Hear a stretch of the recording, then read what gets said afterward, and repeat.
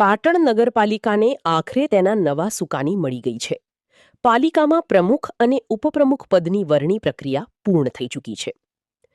પાટણ પાલિકાના 11 વોર્ડની કુલ 44 બેઠકોમાંથી ભાજપે 24 બેઠકો પર ભવ્ય જીત મેળવી સ્પષ્ટ બહુમતી હાંસલ કરી હતી, જ્યારે કોંગ્રેસના ફાળે 17 અને અપક્ષના ફાળે 3 બેઠકો ગઈ હતી. બહુમતી સાથે ભાજપે આજે યોજાયેલી ચૂંટણીમાં સર્વાનુમતે પ્રમુખ પદનો તાજ ચંદ્રિકાબેન પ્રહલાદભાઈ રાવળના શિરે મૂક્યો છે. વોર્ડ નંબર 1માંથી વિજેતા બનેલા ચંદ્રિકાબહેન હવે પાટણ નગરપાલિકાના નવા પ્રમુખ તરીકે કાર્યભાર સંભાળશે. તો બીજી તરફ પાલિકાના ઉપપ્રમુખ તરીકે વોર્ડ નંબર 2માંથી જીતેલા યુવા અને ઉત્સાહી નેતા ઉત્કર્ષ પટેલની નિમણૂક કરવામાં આવી છે.